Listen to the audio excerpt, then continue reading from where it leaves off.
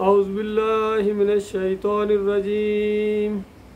بسم اللہ الرحمن الرحیم قل سیروا فی الارض فانظروا کیف کان عاقبۃ الذین من قبل کان اکثرهم مشرکین۔ یہ سورہ روم کی ایک آیت ہے اور اصولی بات بیان کی گئی ہے کہ اس زمین کے اوپر جب بھی شرک پھیلا ہے تو زمین کے اوپر فساد برپا ہو گیا ہے،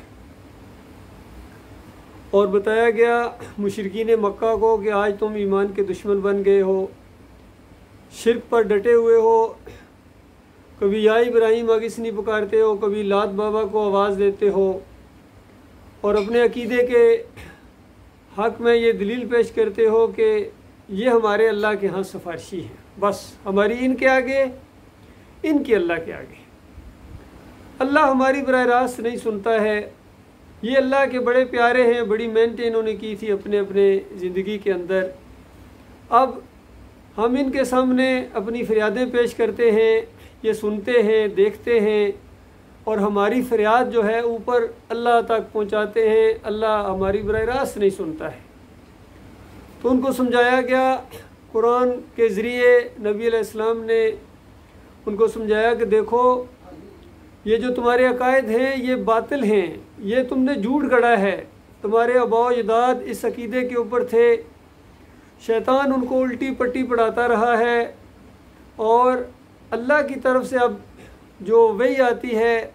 قرآن نازل ہو رہا ہے، پیغام ہے تم سب تک اور جہاں جہاں تک یہ پہنچے کہ انسانوں تمہیں زندگی یہ دی گئی ہے، امتحان کی زندگی ہے، اور امتحان صرف ایمان کا ہے کہ بن دیکھے تم اپنے مالک اور خالق کو پہچانتے ہو یا نہیں پہچانتے ہو۔ اس نے اپنی صفات کے ذریعے اپنا تعارف کرایا ہے، اور جو بھی اس کی صفت آپ کے سامنے آتی ہے اس پر غور کرو، غور و فکر کرنے کے لیے دعوت دی گئی ہے۔ وہ الحکیم رب ہے، غفور الرحیم ہے، الخالق ہے، الرزاق ہے۔ ایک ایک چیز کے اوپر غور کرو۔ یہ زمین کے اوپر فصلوں کا اگنا، بارشوں کا برسنا، اور طرح طرح کے پھل کھاتے ہو، سبزیاں کھاتے ہو، اپنے کھانے کے اوپر غور کرو، ہواؤں کے چلنے کے اوپر غور کرو، درختوں کو دیکھو، پہاڑوں کو دیکھو، سمندروں کو دیکھو، اس میں جو کشتیاں چل رہی ہیں اس کے اوپر غور کرو کہ تمہارا ایک ہی مالک ہے، ہر طرف اسی کی صنائی، اسی کی کرشمہ کاریاں آپ کو نظر آئیں گی، اسی کی قدرت اور حکمت کی باتیں ہیں۔ اس سے اپنے مالک اور خالق کو تم پہچانو کہ کتنا دانا مالک ہے تمہارا، کتنا رب ہے، پھر کتنی طاقتوں والا بھی ہے، اور جس نے بات نہیں مانی ہے وہ پھر کسی سے ڈرتا نہیں ہے۔ پوری قومیں اس نے تباہ کی ہیں، اور ان آیات کے اندر فرمایا کہ خشکی اور تری میں یہ جو فساد برپا ہوا ہے، ظہر الفساد فی البر والبحر بما کسبت ایدی الناس، یہ لوگوں کے اپنے ہاتھوں کی کمائی سے ہے، یہ ان کے اپنے کرتوت ہیں جس کی وجہ سے ان کو یہ ان چیزوں سے سابقہ پیش آتا ہے، مار پڑتی ہے ان کو، اور پھر بے شمار طریقے ہیں اللہ تعالیٰ کے مارنے کے۔ کبھی آپس میں لڑاتا ہے، کبھی پتھروں کی بارش کی کسی قوم کے اوپر، اور پہلی قوم کو اللہ تعالیٰ نے پانی کے اندر ڈبکیاں دے دے کے مارا ہے، جو نوح علیہ السلام جن کے اندر مبعوث کیے گئے تھے۔ آدم علیہ السلام کی اولاد جب آگے پھیلی اور ایک قوم کی حیثیت سے سامنے آئی تو انہوں نے اللہ کے ساتھ اللہ کے نیک بندوں کو شریک ٹھہرانا شروع کر دیا۔ قرآن کہتا ہے کہ دیکھو وہ پہلی مشرک قوم ہے، اس کے 5 تن پاک تھے، ود، سوا، یعوس، یعوق اور نصر۔ سورہ نوح کے اندر ان کے نام آئے ہیں، اور بخاری کی روایت کے اندر عبداللہ بن عباس بیان کرتے ہیں کہ یہ 5 جو نام سورہ نوح کے اندر آئے ہیں یہ قوم نوح کے صالحین تھے، نیک لوگ تھے۔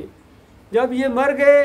لوگوں نے ان کو قبروں میں جب دفن کر دیا، پھر آہستہ آہستہ ان کی قبروں کے اوپر مجاور بن کر بیٹھ گئے، پھر ان کی تصویریں بنائیں، پھر ان کی مورتیاں بنائیں، اور پھر اس طرح پورے قبائل عرب کے اندر یہ بت پرستی جو ہے پھیل گئی۔ اور جب نوح علیہ السلام 950 سال صبح شام ان کو دعوت دیتے رہے، سمجھاتے رہے، اور سورہ نوح کے اندر نوح علیہ السلام کے اقوال نقل ہوئے ہیں کہ مالک میں نے ہر طریقہ اختیار کیا ہے، ان کو چپ کے بھی سمجھایا ہے، پیار محبت سے سمجھایا، کہیں چڑ نہ جائیں اور پھر برباد ہو جائیں گے۔ اور کہیں جب مجھے موقع ملا کھلے بازاروں کے اندر، چوکوں کے اندر کھڑے ہو کے میں نے اللہ کی توحید کا ذکر کیا ہے، اور جب یہ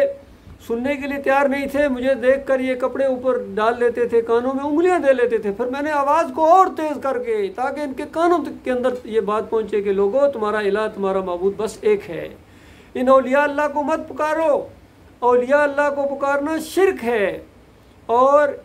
اولیاء اللہ اور صالحین جو ہوتے ہیں ان کے نقش قدم پر چلو، ان کے طریقے پر چلو،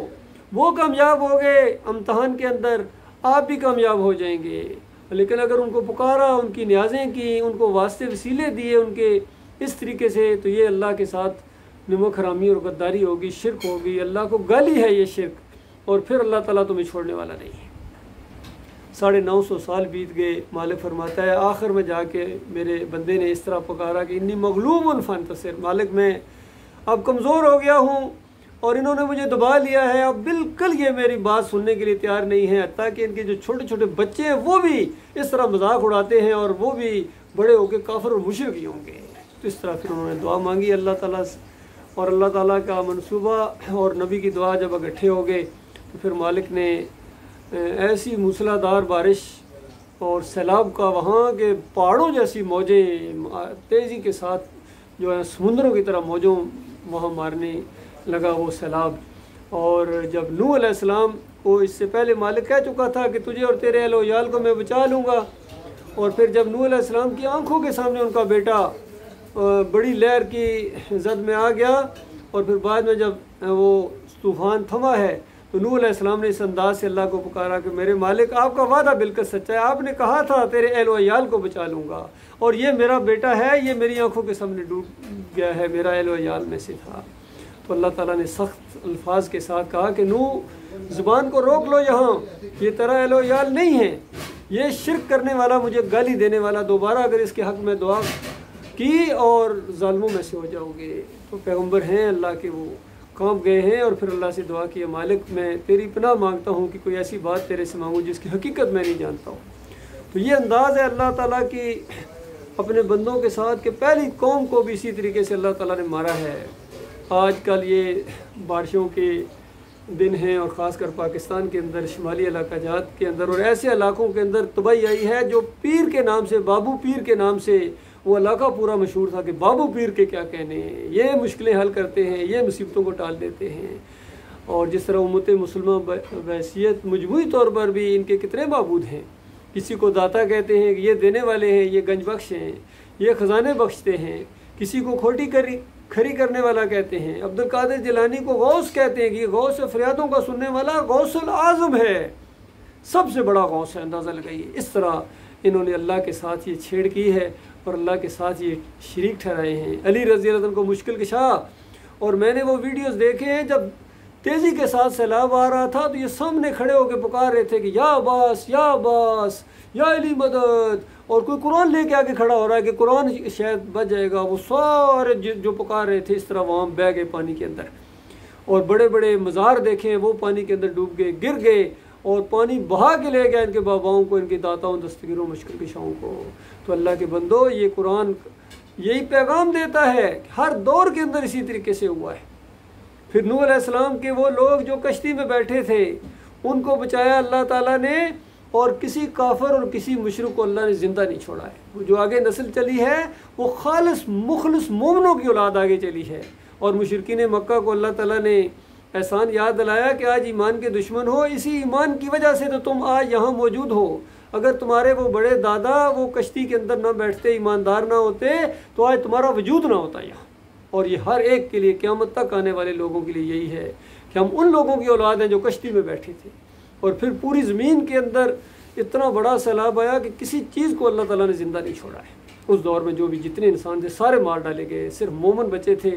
اور پھر ان کی نسل آگے چلی، پھر ان کے اندر اسی طریقے سے جب شرک آیا، پھر اللہ نے ایک نبی ان کے اندر مبعوث کیا، اس نے اسی طریقے سے ان کو سمجھایا کہ دیکھو تمہارے باپ دادا بچے تھے اسی ایمان کی وجہ سے، تم پھر ایماندار نہیں رہے اور ایمان کے ساتھ دشمنی کرتے ہو، شرک کرتے ہو۔ تو اس انداز سے یہ سلسلہ چلتا رہا، کم و بیش 1,24,000 پیغمبر اسی انداز سے آتے رہے، اور آخری نبی محمد صلی اللہ علیہ وآلہ وسلم نے اسی ایمان کی دعوت کو اٹھایا، اور آج کی بجائے کل، یعنی آخرت، کل قیامت کے بعد جو نتیجہ نکلنے والا انسانیت کے امتحان کا، اس کی طرف توجہ دلائی کہ دیکھو یہ دنیا میں تم نے ہمیشہ نہیں رہنا ہے، ہر روز تم اپنی منزل جو تمہاری موت ہے اس کے ہر روز ایک قریب ہوتے چلے جا رہے ہو، ہر تمہارا سانس کیا، ہر لمحہ تمہیں اس کے قریب کر رہا ہے، وہ موت کا وقت مقرر کیا جا چکا ہے، اس کو ایک لمحہ پہلے یا تاخیر نہیں کی جائے گی۔ اور جب اللہ کے عذاب آتے ہیں تو مالک فرماتا ہے جب یہ رات کو یا تو سو رہے ہوتے تھے یا دوپہر کو قیلولہ کر رہے ہوتے تھے تو اللہ کا عذاب آ جاتا تھا۔ تو اللہ کے بندو، یہ اس سے بے خوف نہیں ہونا چاہیے، تیاری کرو آخرت کی، چند دنوں کا یہ معاملہ ہے، اور یہ پوری قوم ہے اگر یہ ایمان کی طرف نہیں آ رہی ہے تو یہ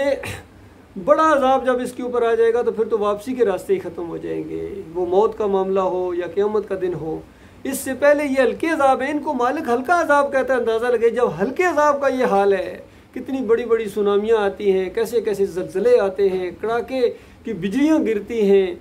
اور آپس میں لڑائیاں جھگڑے، یہ ساری چیزیں قومیں آپس میں جو لڑ رہی ہیں یہ ہلکے عذاب کے کچوکے ہیں، تاکہ مالک فرماتا ہے میری طرف رجوع کریں، کفر و شرک کو چھوڑو اور اپنے مالک اور خالق کے بندے بن جاؤ۔ اور جنہوں نے تمہیں ایمان سے ہٹایا ہے، ان مولویوں اور پیروں نے،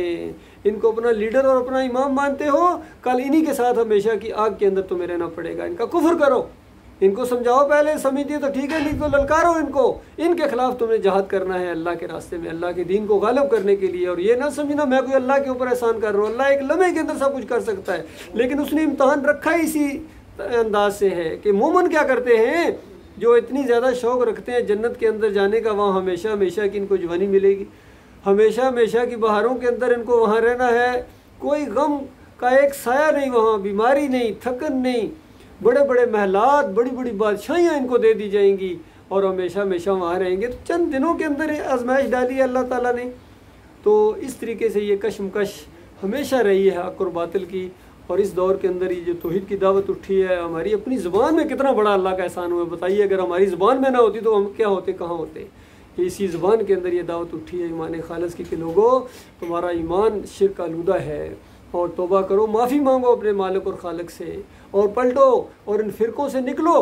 یہ جو فرقے تم نے بنائے ہیں، ان کی دکانیں ہیں ان مولویوں کی اور پیروں کی، کوئی دیوبندی بنا دیا گیا، کوئی بریلوی بنا دیا گیا، کوئی سلفی ہے، اور کوئی چکڑالوی ہے، سوروردی ہے، نقشبندی ہے، چشتی ہے، قادری ہے، گنے بھی نہیں جا سکتے، اتنے فرقوں کے اندر یہ قوم ہے، یہ بٹ گئی ہے، اور ہر ایک کے اندر شرک ہے، قبر پرستی ان کے اندر آ گئی ہے، کہ روح واپس آ جاتی ہے، مردہ صاحب سننا شروع ہو جاتے ہیں، پھر داتا بن جاتے ہیں، پھر دستگیر بن جاتے ہیں، پھر حاجت روا ہیں، اور یہ ترقی کرتے کرتے مختار کل تک پہنچا دیا کہ تمام کا تمام اختیار اب انہی کے پاس ہے۔ پھر ان کی مزاروں کے اوپر جو لنگر بانٹے جاتے ہیں، پنڈارے بانٹے جاتے ہیں، بڑی بڑی دیگیں، ان کمروں جتنی بڑی دیگیں ہیں جن کے اندر سیڑھیاں لگا کے اترتے ہیں، اندازہ لگائیے وہاں دال پکتی ہے، حلیم پکتے ہیں، اور یہ پھر بانٹتے ہیں کھچڑا، اور یہ سمجھتے ہیں کہ ہم بڑا دین کا کام کر رہے ہیں۔ اللہ تعالیٰ نے غیر اللہ کی نظر و نیاز کو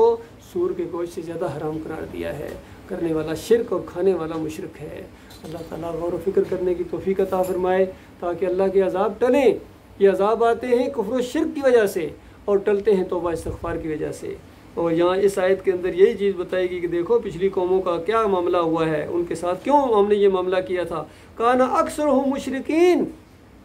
ان کی اکثریت مشرک بن گئی تھی، جس طرح آج ہماری قوم ہے، ہر طرف شرک پھیل گیا ہے، کروڑوں میں کوئی ایک ہو جو ایمان کی طرف آنے کا وہ اس کا موقع ہے، یا وہ چاہتا ہے ایمان خالص کی بات سن، ورنہ اکثریت بات ہی نہیں سنتے ہیں۔ لیکن ہم نے گھبرانا نہیں ہے، ہمارے مالک کی بات سچی ہے، بے شمار مرتبہ ایسا ہوا ہے، قلیل گروہ کو اللہ تعالیٰ نے اکثریت کے اوپر غلبہ عطا فرما دیا ہے۔ اور نبی علیہ السلام نے تو فرمایا قیامت کے دن